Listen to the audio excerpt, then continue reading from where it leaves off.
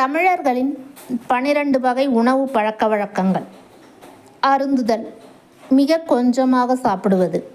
உண்ணல், பசி தீர சாப்பிடுவது. உறிஞ்சுதல், நீர் கலந்த உணவை ஈர்த்து உண்ணுதல். குடித்தல், நீரான உணவை பசி நீங்க உறிஞ்சி உட்கொள்ளுதல். தின்றல், பண்டங்களை மெதுவாக கடித்து சாப்பிடுதல். தொய்த்தல், உணவை ரசித்து மகிழ்ந்து உண்ணுதல். நக்கல், நாக்கினால் துழாவி துழாவி உட்கொள்ளுதல். பருகல், நீர் கலந்த பண்டத்தை கொஞ்சம் குடிப்பது. மாந்தல், ரொம்ப பசியால் மடமடவென்று உட்கொள்ளுதல்.